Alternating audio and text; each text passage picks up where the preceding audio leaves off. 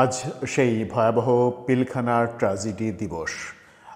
সেনাবাহিনীর পক্ষ থেকে এই দিবসটাকে নাম দেয়া হয়েছে জাতীয় শহীদ সেনা দিবস। জাতীয় শহীদ সেনা দিবস এটা সেনাবাহিনীর ফেসবুক পোস্ট থেকে আমরা দেখেছি। সেনাবাহিনীর যে ভেরিফাইড ফেসবুক পেজ সেখান থেকে এরকম একটা পোস্টার পোস্ট করা হয়েছে, আপনারা সেটা দেখে নিতে পারেন। জাতীয়ভাবে এখনও এটা ঘোষণা হয়নি, কিন্তু তারা লিখেছে জাতীয় শহীদ সেনা দিবস, শহীদদের প্রতি গভীর শ্রদ্ধাঞ্জলি। এই ঘোষণাটা তাদের পক্ষ থেকে যখন আসলো, তখন সেনাবাহিনীকে নিয়ে একটা বড় প্রশ্ন সামনে এসেছে। সেটা হচ্ছে 2024-এর 5 আগস্টের আগে থেকেই, কয়েকদিন আগে থেকেই সেনাবাহিনী বাইরে, এবং 5 আগস্ট থেকে তো পুরোপুরি বাইরে। সেনাবাহিনী ব্যারাকে ফিরবে কবে?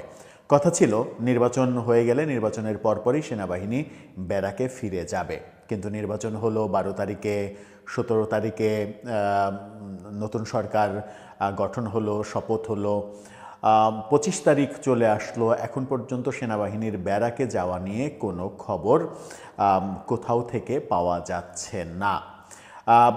যদি ঘটনার গভীরে ঢোকা যায় তাহলে কোনো তথ্য পাওয়া যায় কিনা, সেনাবাহিনী মাঠের কাজ কবে শেষ করছে? এখনও দেখা যাচ্ছে রমজানে বিভিন্ন শহরের, ঢাকার বিভিন্ন মোড়ে মোড়ে সেনাবাহিনী এখনও ট্রাফিক পুলিশের কাজ করে যাচ্ছে। সেনাবাহিনীকে আর কতদিন এভাবে বাইরে রাখা হবে? আমরা বেশ কিছু মাধ্যমে কিছু উড়ো খবর শুনেছি সেনাবাহিনী ব্যারাকে যাওয়ার সিদ্ধান্ত নিয়েছে। কবে ব্যারাকে ফিরছে সেনাবাহিনী? চলুন একটু আলোচনা করে বুঝে দেখার চেষ্টা করি এই ভিডিওতে। থাকবেন পলিটিক্স টিভির নিয়ম। আর প্রফেসর ইউনূসের অন্তর্বর্তীকালীন সরকারের সঙ্গে বর্তমান সেনাপ্রধানের সম্পর্কটা ভালো যায়নি, এগুলো এখন মানে ওই সময়ই ওপেন সিক্রেট ছিল। এবং প্রফেসর ইউনূস অনেক ক্ষেত্রে স্বাধীনতা, সার্বভৌমত্বের ক্ষেত্রে সেনাবাহিনী সহ 3 বাহিনীর যে দৃঢ় অবস্থান, সেই অবস্থানের তোয়াক্কা করতে চাননি কখনো কখনো, সেই দৃশ্যও আমরা দেখেছি। কিন্তু একটা ব্যাপার প্রফেসর ইউনূস অনেক চেষ্টা করেছেন করার জন্য, করিডোর দেওয়া, জাতিসংঘকে, মূলত আমেরিকাকে করিডোর দেওয়া মায়ানমারে। সেই কাজটা সেনাবাহিনী প্রধান এবং 3 বাহিনীর দৃঢ় পদক্ষেপের কারণে প্রফেসর ইউনূস করতে পারেননি। সেনাবাহিনী থেকে ঘোষণা ছিল 1.5 বছরের মধ্যে নির্বাচন হতে হবে এবং নির্বাচিত সরকারের কাছে ক্ষমতা হস্তান্তর করতে হবে। যদিও সেনাপ্রধান চেয়েছিলেন যে 2026-এর প্রথম দিনটাই যেন হয় নতুন সরকারের, অর্থাৎ ডিসেম্বরের 31 তারিখের মধ্যেই যেন ভোট হয়, এই চাওয়াটা তার ছিল। শেষ পর্যন্ত আমরা দেখেছি যে বিএনপির সঙ্গে রাজনৈতিক সমঝোতাই ফেব্রুয়ারির 12 তারিখে নির্বাচনের ঘোষণাটা দেয়া হয়। তার মানে খুব বেশি পার্থক্য হয়নি। সেনাবাহিনী এতদিন মাঠ পর্যায়ে কাজ করতে চায়নি, তাদেরও ব্যারাকে ফিরতে হবে। সেনাবাহিনী প্রধানের বহু বক্তব্য অনেক বেশি গত 1.5 বছরে আলোচনা হয়েছে। ঠিক 1 বছর আগে, অর্থাৎ 2025-এর গত বছরের 25 ফেব্রুয়ারি রাওয়া ক্লাবে এই পিলখানা ট্র্যাজেডি দিবসের বক্তব্যে তিনি আইনশৃঙ্খলা পরিস্থিতি নিয়ে বলেছিলেন, সন্ত্রাসীরা লাই পেয়ে গেছে যখন মবের বিরুদ্ধে কোনো অ্যাকশান নেওয়া হচ্ছে না, মবকে এক ধরনের পৃষ্ঠপোষকতা দেওয়ার বাস্তবতা তৈরি হয়েছে। এই ব্যাপারগুলো আলোচনা করতে দেখেছিলাম আমরা তাকে, এবং তিনি তখন মানে হুঁশিয়ারি দিয়েছিলেন যে হয়তো পরে বলবেন যে আমি হুঁশিয়ার করিনি, আমি সাবধান করিনি, আমি সাবধান করে দিচ্ছি, আর কোনো মবকে অ্যালাউ করা হবে না। 2025-এর 25 ফেব্রুয়ারি এই ঘোষণা দিয়েছিলেন, কিন্তু তারপরেও ওই সরকারকে আমরা দেখেছি মবকে পৃষ্ঠপোষকতা দিতে, এবং সর্বশেষ প্রথম আলো ডেইলি স্টারের যে ভয়াবহ ঘটনা, সেই ঘটনাও আমাদেরকে দেখতে হয়েছে। তারপরে আমাদেরকে ওই গোয়ালন্দে নুরাল পাগলার মাজারে নুরাল পাগলার লাশ কবর থেকে তুলে পুড়িয়ে দেওয়ার ঘটনাও দেখতে হয়েছে।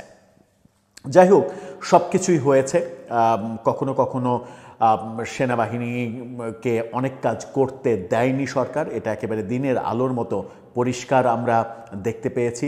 সেনাবাহিনীর কে নানাভাবে কলঙ্কিত করার চেষ্টা করা হয়েছে, সেনা সদস্যদের, সেনা প্রধানকে কলঙ্কিত করার চেষ্টা করা হয়েছে। ব্যারিস্টার ফুয়াদরা সব ওপেন রাস্তায় বলেছেন সেনানিবাস উড়িয়ে দেবেন, তারপরেও তাদের কোনো বিচারের ব্যবস্থা করা হয়নি। ব্যারিস্টার ফুয়াদের দলের আরেক নেতাকে আন্তর্জাতিক অপরাধ ট্রাইব্যুনালের চিফ প্রসিকিউটর বানানো হয়েছে। চিফ প্রসিকিউটরের জায়গায় বসে থেকে তিনি সেনা সদস্যদের নিয়ে, সেনাবাহিনী নিয়ে যে সকল মন্তব্য করেছেন, সেই মন্তব্যগুলোও সেনাবাহিনীর সম্মানের ক্ষেত্রে একটা বড় আঘাত আমরা দেখেছি। অনেক ব্যাপার স্যাপার আমরা দেখেছি। আমরা এই মানে সেনাবাহিনীর বিরুদ্ধে বিষোদ্গার করা এনসিপির নেতাদের ডিজিএফআর অফিস উড়িয়ে দেবে, সেনাবাহিনী এরা মূর্খ, এদের মাথায় ঘেলু নাই, এরা বন্দুকটাও চালাতে পারে না, এই ধরনের অধ্যত্বপূর্ণ কথাবার্তাও সেনাবাহিনীকে হজম করতে দেখেছি আমরা। আবার যখন অবৈধভাবে জাতীয় পার্টির অফিসে হামলা করতে গিয়েছে গণ অধিকার পরিষদ, তখন সেনাবাহিনীর সদস্যরা তাদেরকে লাঠিচার্জ করলে তখন আবার সেনাবাহিনীকে দোষ দেয়া হয়েছে। মানে ব্যাপারটা এরকম যে আমরা মব করব, তুমি বেটা ঠেকাতে আসবা কেন, ব্যাপারটা এরকম হয়েছিল।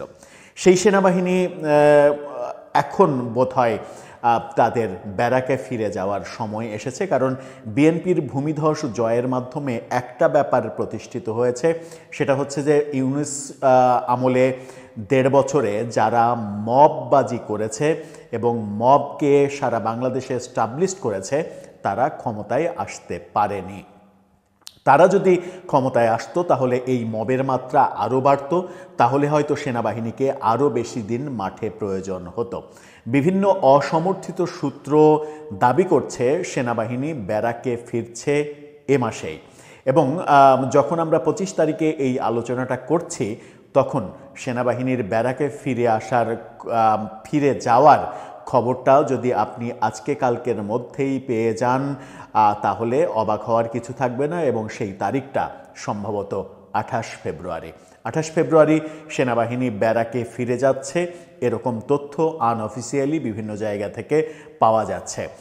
আনঅফিসিয়ালি বলছি এই কারণেই, কারণ সেনাবাহিনীর তরফ থেকে কিংবা সরকারের তরফ থেকে আনুষ্ঠানিকভাবে বলা হয়নি।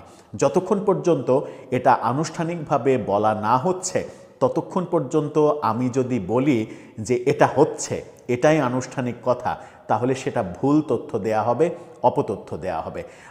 আমি শুধু এই ব্যাপারটা আপনাদেরকে বলতে চাই যে সেনাবাহিনী ব্যারাকে ফিরছে, এবং সেটা সম্ভবত এ মাসেই, এবং সেটা এ মাসের শেষ দিনেই হতে যাচ্ছে।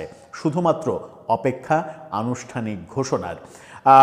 নির্বাচনের পরে যে পরিস্থিতি, আইনশৃঙ্খলা পরিস্থিতি এবং নতুন স্বরাষ্ট্রমন্ত্রীর যে ঘোষণা যে মবতন্ত্র আর চলবে না, এদেশে আর মব করা যাবে না, সেরকম প্রেক্ষাপটে আমরা দেখেছি ম্যাজিকের মতো, একেবারে ম্যাজিকের মতো, যেটা আমরা ১২ তারিখের আগে, মানে ১২ তারিখের আগের রাতে, ১১ তারিখের রাতেও যেটা কল্পনা করিনি, ১১ তারিখের রাতেও যেখানে সারা দেশে বিভিন্ন জায়গায় মব হয়েছে, সেই ব্যাপারটা ১২ তারিখের নির্বাচনের রেজাল্টের পরে একেবারে মানে রিভার্স হয়ে গেল, যেন একটা ম্যাজিক। মানে বিএনপির ভূমিধস বিজয়ের সঙ্গে সঙ্গে মববাজরা মনে করলো তাদের ক্ষমতা শেষ।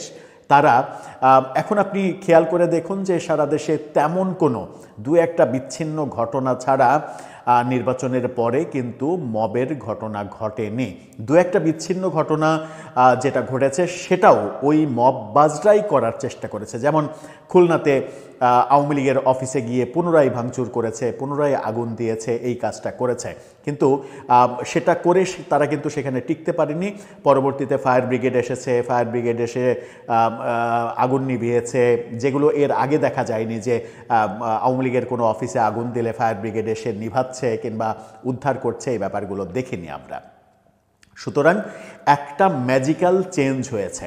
একটা ম্যাজিক্যাল চেঞ্জ যেহেতু হয়েছে, আমার মনে হয় যে সেনাবাহিনীর ব্যারাকে যাওয়ার তাই সময় হয়ে গেছে। সেনাবাহিনীতে আমরা দুদিন আগেই দেখলাম ব্যাপক রদবদল, আরও রদবদল হতে পারে, আরও রদবদল হবে, খুবই স্বাভাবিক।